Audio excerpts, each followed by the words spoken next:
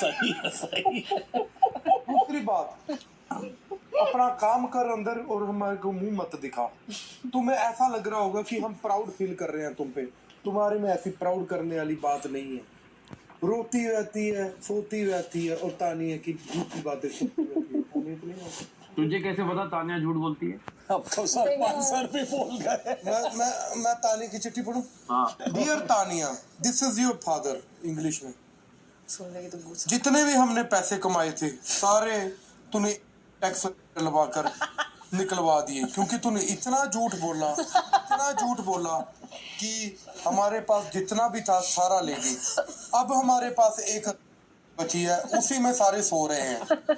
अब इसके बाद साड़ियाँ आनी बंद हो जाएंगी, क्योंकि हमारे खुद के कुर्ते बिकने पे आ गए हैं। मम्मी तुम्हारी बोल रही हूँ, बेटा कितनी गप्पे मारती हो बेटा, तू बखलावा बोल रही है दुबई का। दुबई हम कभी खुद नहीं गए तो दुबई का बखलावा कैसे खाती है बेटा। दूसरी बात, पासपोर्ट अभी हमारा किसी का बना नहीं, वो बेटा उसको पासपोर्ट नहीं कहते, उसको गैस की कॉपी कहते हैं जिसपे तू दुबई जा रही है। तू मत बोल बखलावा। दूसरी बात, तू बोल रही है कि ताजमहल के आगे तू कॉफी पीती है। कॉफी तुझे हमने कभी घर में नहीं पिलाई।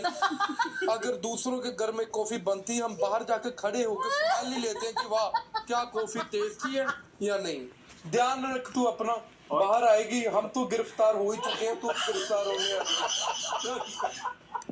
हम तो गिरफ्तार हो चुके हैं। नोट बेटा धन्यवाद के बाद ये थोड़ा सा बोलना चाहता हूँ, सलमान भाई को तू भाई बनाने की मत कोशिश कर, क्योंकि सलमान भाई को तेरी असलियत पता लग चुकी है कि तू तो शबाब से भी ज्यादा गरीब।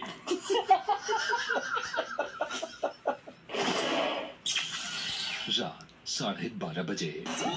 तो कैप्टनसी 2 हफ्ते में भी निकली है फिरो, वो भी back to back. I know हमें बैक टू बैक 2 हफ्ते भी निकले हैं, तो तीसरे हफ्ते मुझे चांस मिलता है, मैं नहीं छोड़ूंगी इसको। इस टास्क में जहाँ इंसान के इमोशंस इन्वॉल्व है। Nehal, it's very easy. If you are in this house you have to be emotionally strong. बाकी जो कंटेस्टेंट्स आए हैं वो तुम्हारे इमोशंस के हिसाब से नहीं चलेंगे। जब तक वो बंदा मेरा कोई खास नहीं है, मेरे इमोशंस क्यों होंगे उस बंदे के अबाउट भाई।